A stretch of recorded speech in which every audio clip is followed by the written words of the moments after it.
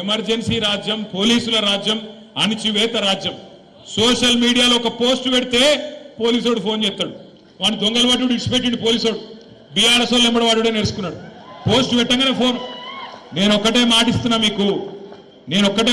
మీకు, నేను కేసీఆర్ గారు అంత మంచోని కాదు. మళ్ళా మన టైం వస్తుంది, మళ్ళా బరాబర్ మన టైం వస్తుంది.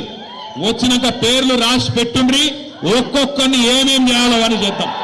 వదిలిపెట్టే సమస్య లేదు. దబ్బన కొంతమంది అనుకుంటారు మేము రిటైర్ అవుతాం, ఇంటికి పోతాం, మమ్మల్ని ఏం బిక్తారు అనుకుంటున్నారేమో.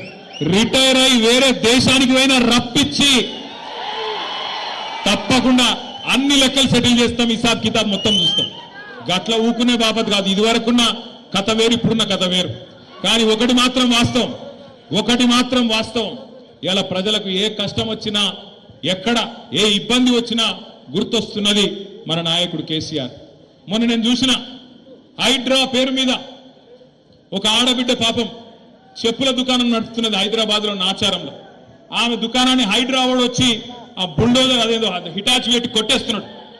అది పెట్టి కొట్టేస్తుంటే ఆమె మొత్తుకుంటున్నది ఆడ నిలబడి, అన్నా కేసీఆర్ అన్నా ఎక్కడున్నావు రా అని. ఆయన చూసిరా లేదా మీరు?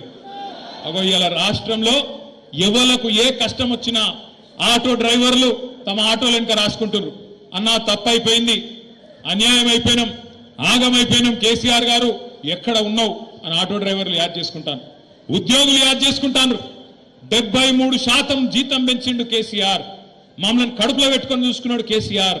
మాకు స్పెషల్ ఇంక్రిమెంట్ ఇచ్చిండు కేసీఆర్. కానీ ఇవాళ ఈ ప్రభుత్వాన్ని నమ్మితే 5 డిఏలు బాకీ ఉన్నాయి. కేసీఆర్ ఇచ్చిన పిఆర్సీ నడుస్తున్నది. 1వ తారీఖు జీతం ఇచ్చుడే ఎక్కువ, మీకు మీరికెళ్ళి ఏమి ఇవ్వాలని చెప్పి ముఖ్యమంత్రి మాట్లాడే పరిస్థితి. ఇలా మా తమ్ముళ్ళు నిరుద్యోగులు, మా చెల్లెళ్ళు వాళ్ళు యాద్ చేసుకుంటున్నారు. అశోక్ నగర్ నుంచి మాకు మెసేజ్లు పంపిస్తున్నారు, అన్నా తప్పైపోయింది, ఇదివరకు వీళ్ళ మాటలు నమ్మి ఆగమైనం. అశోక్ నగర్ కు రాహుల్ గాంధీ వచ్చి సంవత్సరంలో 2 లక్షల ఉద్యోగాలు ఇస్తా అంటే నమ్మినం, కానీ మోసం జరిగిందన్నా.